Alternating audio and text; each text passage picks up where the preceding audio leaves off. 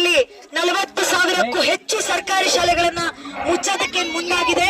ಅದರಲ್ಲಿ ಯಾದಗಿರಿ ಜಿಲ್ಲೆನಲ್ಲಿ 583 ಸರ್ಕಾರಿ ಶಾಲೆಗಳು ಈ ಯೋಜನೆಯ ಜಾರಿಯಿಂದ ಮುಚ್ಚೋಗುತ್ತೆ. ಇವತ್ತು ಅಂತದ್ದೇ ಒಂದು ಶಾಲೆ ಗೋಟಗಿ ತಾಂಡ ಅರ್ಕೆಳಕ್ಕೆ ಹತ್ರ ಇರುವಂತಹ ಯಾದಗಿರಿ ಜಿಲ್ಲೆಯ ಗೋಟಗಿ ತಾಂಡನಲ್ಲಿ ನಾವಿದ್ದೀವಿ. ಈ ಪ್ರಾಥಮಿಕ ಶಾಲೆನಲ್ಲಿ 100 ಮಕ್ಕಳು ಓದ್ತಾ ಇದ್ದಾರೆ. ಆ ಮಕ್ಕಳಿಗೆ ಈ ಮೈಲಾಪುರ್ಗೋ ಅಥವಾ ಅರ್ಕೇರಿಗೋ ನೀವು ಹೋಗಿ ಅಂತ ಹೇಳಿ ನಾವು KPS ಶಾಲೆನಲ್ಲಿ ನಿಮ್ಮ ಊರನ್ನ ಮರ್ಚ್ ಮಾಡ್ತೀವಿ ಅಂತ ಹೇಳಿ ಸರ್ಕಾರ ಹೇಳ್ತಾ ಇದೆ. ಇದನ್ನ ವಿರೋಧಿಸಿ 100 ತಂದೆ ತಾಯಿಗಳು ಇವತ್ತು ತಮ್ಮ ದುಡಿಯುವ ಕೂಲಿನ ಬಿಟ್ಟು ಹಲವಾರು ಹಳೆ ವಿದ್ಯಾರ್ಥಿಗಳು ತಾವು ಹೋಗ್ಬೇಕಾಗಿರೋ ಶಾಲಾ ಕಾಲೇಜುಗಳನ್ನ ಬಿಟ್ಟು ಇವತ್ತು ಪ್ರತಿಭಟನೆ ಮಾಡ್ತಾ ಇದ್ದಾರೆ. ನಾವು AIDSO ಇಂದ ಸರ್ಕಾರಕ್ಕೆ ಆಗ್ರಹ ಪಡಿಸ್ತಾ ಇದೀವಿ. ನೀವು ಎಲ್ಲ ಪೇಪರ್ ಮುಂದೆ ಟಿವಿ ಮುಂದೆ ಬಾಯಿ ತೆಗೆದ್ರೆ ಮಾತಾಡ್ತಿರಲ್ಲ ಸ್ವಾಮಿ, ನಾವು ಒಂದೇ ಒಂದ್ ಸರ್ಕಾರ ಶಾಲೆ ಮುಚ್ತಾ ಇಲ್ಲ, ಒಂದೇ ಮಗು ಓದಿದ್ರು ಶಾಲೆ ನಡೆಸ್ತೀವಿ ಅಂತ.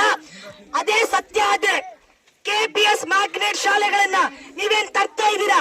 ಅದರ ಹೆಸರಲ್ಲಿ ಒಂದೇ ಒಂದ್ ಸರ್ಕಾರಿ ಶಾಲೆನ ನಾವು ಮುಚ್ಚಲ್ಲ ಅಂತ ನಿಮಗ್ ಧೈರ್ಯ ಇದ್ರೆ ನೀವು ಲಿಖಿತವಾಗಿ ಆದೇಶ ಕೊಡಿ. ನಾವು ಅವತ್ತಿನ ದಿನನೇ ಹೋರಾಟನ ಕೈ ಬಿಡ್ತೀವಿ. ಈಗಾಗ್ಲೇ ಇರೋ ಶಾಲೆಗಳಲ್ಲೇನೆ ಮೂಲಭೂತ ಸೌಲಭ್ಯಗಳಲ್ಲ. 100 ಮಕ್ಕಳು ಓದೋ ಶಾಲೆನಲ್ಲಿ ಕುಡಿಯೋ ನೀರಿರಲ್ಲ, ವಾಶ್ರೂಮ್ ಇರಲ್ಲ, ಬಿಲ್ಡಿಂಗ್ ಸರಿಯಾಗಿರಲ್ಲ. ಇವತ್ತು ನಾಳೆ ಬೀಳೋ ಪರಿಸ್ಥಿತಿನಲ್ಲಿದೆ. ನಿಮ್ಮ ಮಾತನ್ನ ಹೆಂಗ್ ಸೋವಿ ನಾವು ನಂಬಬೇಕು? ಒಂದೇ ವಿದ್ಯಾರ್ಥಿ ಇದ್ರು ಶಾಲೆ ಕಲಿಸ್ತೀನಿ ಅಂತ ಹೇಳ್ತೀರಿ, ಶುದ್ಧ ಸುಳ್ಳು ಮಾತಾಡ್ತಾ ಇದ್ದೀರಿ. ನಮ್ಮ ಉತ್ತರ ಕರ್ನಾಟಕ ಭಾಗಕ್ಕೆ ಬಂದು ನೋಡ್ರಿ ನೀವು ಶಾಲೆಗಳ ಪರಿಸ್ಥಿತಿ ಏನಿದೆ ಅಂತ ಹೇಳಿ. ಇಲ್ಲಿ ಜನಕ್ಕೆ ಏನೋ ಅರ್ಥ ಆಗಲ್ಲ. ಇವ್ರು ಮುಗ್ದ್ರು ಏನ್ ಮಾಡಿ ಆದ್ರೂ ಶಾಲೆ ಮುಚ್ಚಬಹುದು ಅಂತ ನೀವು ಅನ್ಕೊಂಡಿದ್ರೆ ನೀವು ಸುಳ್ಳು ಅನ್ಕೊಂಡಿದ್ದೀರಾ. ನಿಮ್ಮ ನಂಬಿಕೆ ಸುಳ್ಳು.